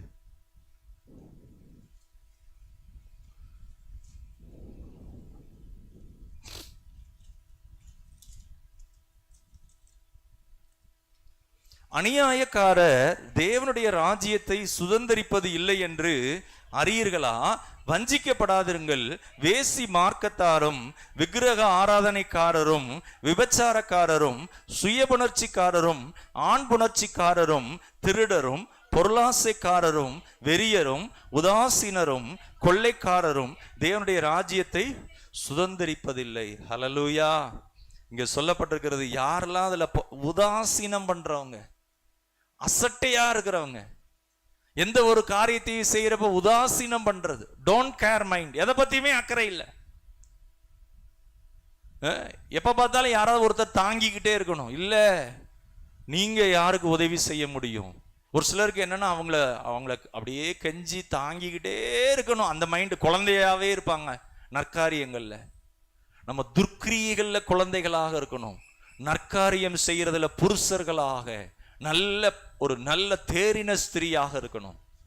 நம் மூலமாக அநேகர் ஆசீர்வதிக்கப்படணும், நம் மூலமாக நம் வீடு கட்டப்படணும், நம் மூலமாக தேசம் ஆசீர்வதிக்கப்படணும். இங்க சொல்லப்பட்டிருக்கிறது, திருடர், பொருளாசைக்காரர், விக்கிரக ஆராதனைக்காரர், விபச்சாரக்காரர், சுயபுணர்ச்சிக்காரர், ஆண் புணர்ச்சிக்காரர், இப்படிப்பட்ட அநியாயத்தை செய்கிறவர்கள் தேவனுடைய ராஜ்யத்துக்குள்ள பிரவேசிக்க முடியாது. ஆண்டவர் சொல்றாரு. அப்போ கிருபையில இருக்கிறோன்னு சொல்லிட்டு எப்படி வேணாலும் இருக்கலாம்னு நினைக்க கூடாது. ஆண்டவர் சொல்வார், உன்னை அறியேன். நம்ம நினைக்கலாம் என்கிட்ட பணம் இருக்குங்க, என்கிட்ட எல்லாம் இருக்கு. இல்ல, ஆண்டவருடைய பாதுகாப்பு இல்ல, ஆண்டவருடைய அந்த பிரசன்னம் இல்ல. நம்மளா நினைச்சுக்கலாம், பிசாசு அப்படிதான் பொய் சொல்லுவான், நீ எல்லாத்துலயும் கரெக்டா இருக்கிற அப்படிமா. அவன் பேரே பொய்யனும் பொய்க்கு பிதாவுமா இருக்கிறான். நம்ம தேவ ராஜ்யத்திற்கு நம் குடும்பத்தை தூரமா உள்ளவங்களை வச்சிடக்கூடாது. சாப்பாடு போதும், பிள்ளைய விடுத்து வச்சா போதும். இல்ல, நீதி வேணும். தேவனுக்குள்ள தெளிந்த புத்தி இல்லவங்களா இருக்கணும். அவங்களுக்கு அவங்களே மேனேஜ் பண்றதுக்கு கற்றுக் கொடுக்கணும். அவங்கள ஒரு நல்ல லீடர் ஆக்கணும், அவங்கள உருவாக்கணும். ஒரு காலேஜில் ப்ரோக்ராம் நடக்குது அப்படின்னா ஒவ்வொரு டிபார்ட்மெண்ட்டுக்கும் பிள்ளைகளை போடுறாங்க. டீ கொடுக்கறதுக்கு கொஞ்சம் பிள்ளைங்க, கேக்கு கொடுக்கறதுக்கு கொஞ்சம் பிள்ளைங்க, வர்றவங்கள வாங்கன்னு சொல்றதுக்கு கொஞ்சம் பிள்ளைங்க. டீச்சர்ஸ் எல்லாம் என்ன செய்யறாங்க, டோட்டல் சர்வே பண்றாங்க, அற்புதமா ட்ரெயின் பண்றாங்க. நம்ம பிள்ளைகளை எதுல உருவாக்கி இருக்கிறோம்? உங்க குடும்பத்தை நீங்க எதுல உருவாக்குறீங்க? உங்களுக்கு கொடுக்கப்பட்ட கொஞ்ச பகுதியில நீங்க என்ன செய்றீங்க? ஆண்டவர் கேட்பாரு, அதை கேட்பாரு. கணக்கு கொடுக்க வேண்டிய ஒரு நாள் வரும். நீங்க சொல்லலாம், இது என் குடும்பம், என் பிள்ளை, எனக்கு உள்ள இயேசு இங்க தேவையில்லை. இல்ல, அவர் உங்களுக்கு கொடுத்தவைகளை அவர் திரும்ப கேட்கிற நாட்கள் வரும். கேட்பாரு, என்ன பண்ண அப்படின்னு கேட்பாரு. இல்ல, என் பிள்ளைய இஷ்டம் போல இருந்தாங்க. இஷ்டம் போல இருந்தா கர்த்தருடைய நாளிலே நம் பிள்ளைகள் வெக்கப்பட்டு போவாங்க. இஷ்டம் போல இருக்கிறதுக்கு இல்ல, இங்க பிசாசு இருக்கிறாங்க.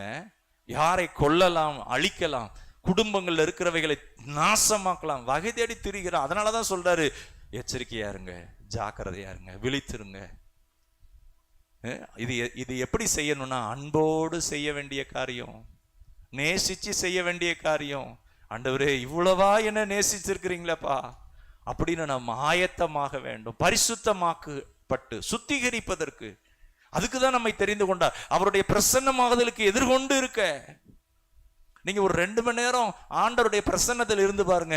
யாராவது ஒருத்தவங்க உங்க வீட்டிலேயே உங்க பிள்ளை வந்து சொல்லி அழுது ஏதோ ஒரு பிரச்சனை சொல்லுதுன்னா 1 செகண்ட்ல நீங்க விடுதலையை கொடுத்துருவீங்க. ஏன் தெரியுமா? 2 மணி நேரம் அந்த பிரசன்னம் இருக்கு. பார்த்தீங்களா? ஊழியத்துல நாங்க பார்த்த காரியம், தேவ சமூகத்துல 1 மணி நேரம் 2 மணி நேரம் ஒரு சில மணி நேரங்கள் காத்திருந்து ஏதோ ஒரு பிரச்சனையோட அழுதுகிட்டு வருவாங்க. ஒரு சில நிமிஷங்கள்ல விடுதலை உண்டாகும். ஏன் தெரியுமா? தேவ பிரசன்னம் அது உடனே வர்றது இல்லைங்க. கண்ட நேரங்களையும் காலங்களையும் தேவையில்லாததுல செலவு பண்றது இல்லை. நல்ல கருத்தாக, ஆண்டவரே என்னை ரட்சித்திருக்கிறீங்களப்பா, ஆண்டவரே நீங்க எனக்கு கொடுத்த பகுதிகளில் உங்களுடைய பிரசன்னம், உங்க சமாதானம், உங்க கிருபை, உங்க வல்லமை. இன்னொரு வசனம் வாசிக்கலாம். 2 கொரிந்தியர் 13:5. 2 கொரிந்தியர் 13:5.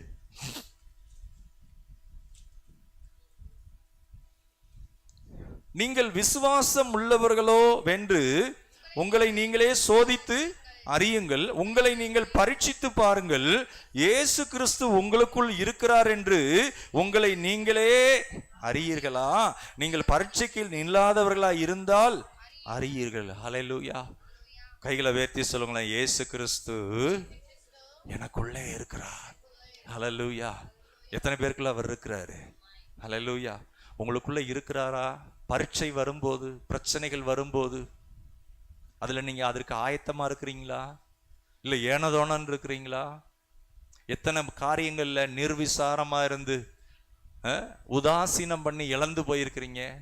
ஒரு பரீட்சைக்கு உட்காந்து நல்லா படிச்சு ஒரு கொஸ்டினை படிச்சிருந்தா அதை எழுதி இருக்கலாம். ஐயோ, அதை படிக்காம போயிட்டேனே. பற்கடிப்பு அப்படின்னா என்னன்னா, ஐயோ அது இப்படி செஞ்சிருக்கலாமே, ஐயோ பிள்ளைக்கு இப்படி புத்தி சொல்லி இருக்கலாமே, ஐயோ என் பிள்ளைய நான் தப்பா நடத்திட்டேனே, என் பிள்ளை போக்குல நான் போனேனே, என் பிள்ளைய நான் ஒழுங்கு சொல்லி கொடுக்கலையே. அந்த பற்கடிப்பு என்பது நியாய தீர்ப்பு நாளிலே அங்கு அழுகையும் பற்கடிப்பும் உண்டாயிருக்குமா? ஐயோ இதை செய்யாம விட்டுட்டேனே, ஐயோ இதை இந்த எக்ஸாம் எழுதி முடிச்சுட்டு வந்து சொல்லுவாங்களே, இதை விட்டுட்டேனே, நான் இதை மிஸ் பண்ணிட்டேனே. நியாய தீர்ப்பு நாள் அப்படித்தான் இருக்குமா? அது வேதனையான நாள். இது எல்லாம் ஒன்னாதான் இருக்கிறாங்க, புத்தி இல்லவங்களும் புத்தி இல்லாதவங்களும் ஒன்னாதான் இருக்கிறாங்க. ஆனா ஆண்டவர் அதை வேறு பிரிக்கிற நாள் வருது. வெள்ளாடும் செம்மறியாடும் ஒன்னாதான் இருக்கு, ஆனா அதை பிரிக்கிற நாள் வருது. மாவாட்டுற எந்திரத்துல 2 பேரும் ஆட்டிக்கிட்டு இருக்கிறாங்க, அம்மாவும் மகளும் ஆட்டுறாங்க, 2 பேர்ல ஒருத்தர் தான் எடுத்துக்கொள்ளப்படுறாங்க. காரணம் என்ன தெரியுமா? ஜாக்கிரதை இல்லாதது. இன்னும் சொல்ல போனா உதாசீனம் பண்ணுவது. அப்படிலாம் கிடையாதுங்க, அப்படிலாம் அந்த வருகை அதெல்லாம் இல்லைங்க அப்படின்னு சொல்லி நம் மனம் போல இச்சைப்படி வாழுவது. அதுதான் தேவனுடைய நியாய தீர்ப்பு நாளில் ரொம்ப கொடூரமாக இருக்கும், வேதனையாக இருக்கும். இந்த வசனம் அதை சொல்லுது, நீங்கள் விசுவாசம் உள்ளவர்களோவென்று நமக்கு ஒரு தேவைன்னா பழைய சுபாவம் என்ன செய்வோம்? யார்ட்டையாவது போய் சண்டை போட்டு எனக்கு கொடுக்குறியா என்ன அப்படின்னு. ஆனா விசுவாசமா இருந்தா, ஆண்டவரே நீங்க எனக்கு சந்திங்கப்பா, நீங்க எனக்கு ஒரு வேலையை கொடுங்கப்பா, நீங்க எனக்கு இந்த வேலையில ப்ரொமோஷன் கொடுங்கப்பா, நீங்க என்ன ஆசீர்வதிங்க ஆண்டவரே, நீங்க கொடுத்தா சாப்பிட்றேன், நீங்க எனக்கு இந்த வேலையை கொடுத்தா நான் சந்தோஷமா செய்யறேன்.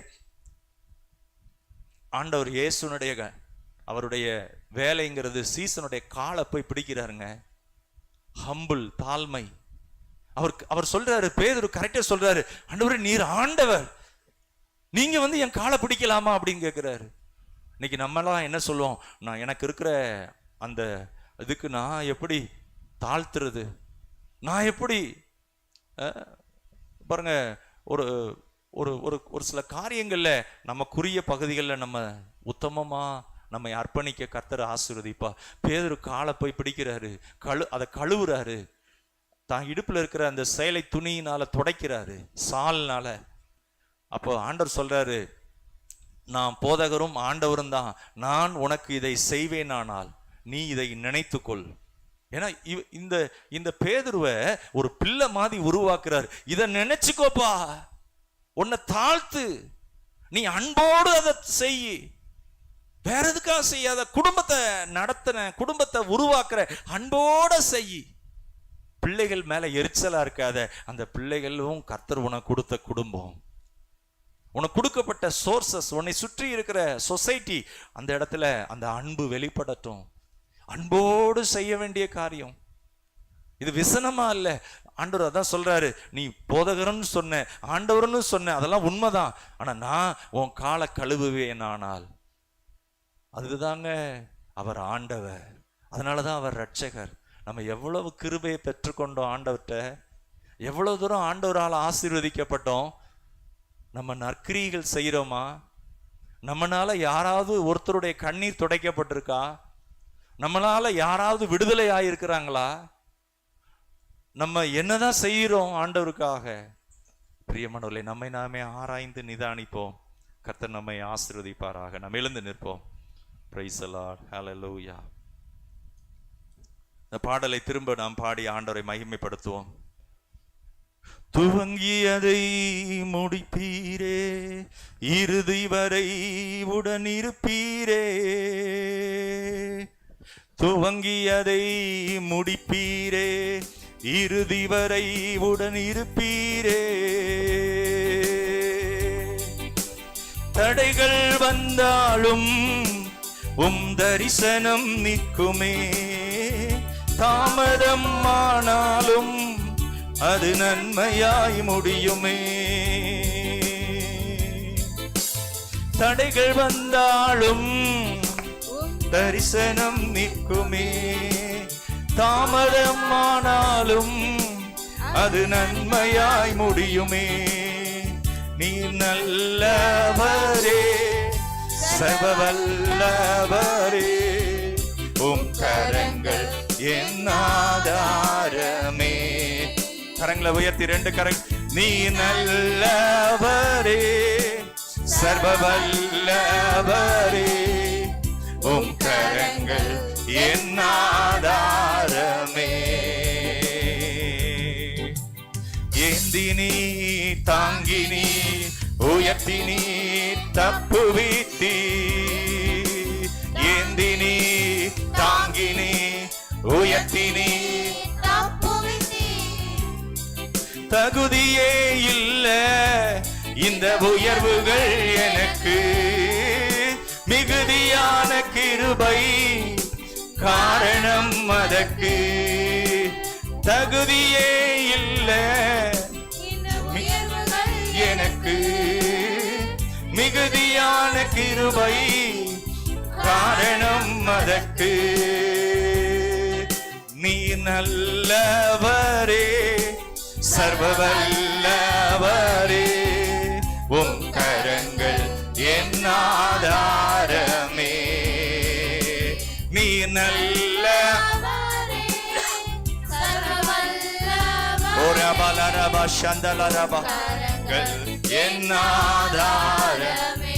நீ நல்லவரே, சர்வ வல்லவரே, உம் கரங்கள் என் ஆதாரமே.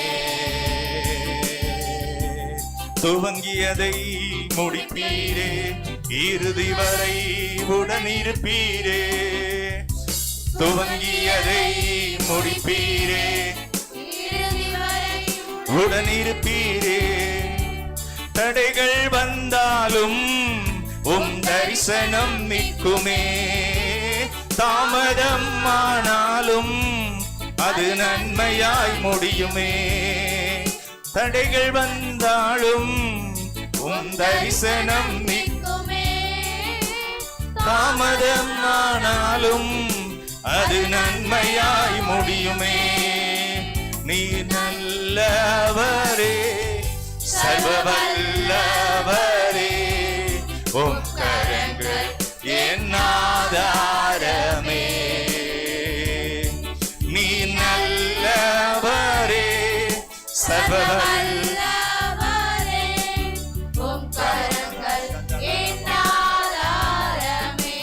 நீ நல்லவரே, சர்வ வல்லவரே, உம் கரங்கள் என் ஆதாரமே.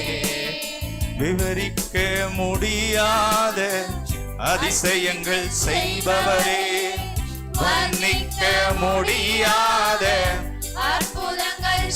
அற்புதம் செய்பவரே, விவரிக்க முடியாத அதிசயங்கள் செய்பவரே. எல்லாரும் பாடலாம். வர்ணிக்க முடியாத அற்புதங்கள் செய்பவரே, நீ நல்லவரே, சர்வ வல்லவரே, உம் கரங்கள் என் ஆதாரமே. நீ நல்லவரே, சர்வ வல்லவரே, உம் கரங்கள் என் ஆதாரமே. ஒரே ஒரு முறை எல்லாரும் ஏந்தினி தாங்கினி உயர்த்தினி தப்புவித்தி. ஏந்தினி தாங்கினி உயர்த்தினி தப்புவித்தி.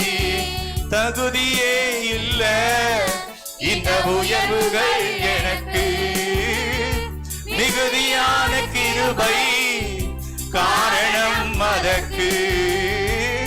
தகுதியே இல்ல எனக்கு, மிகுதியான கிருபை காரணம் அதற்கு.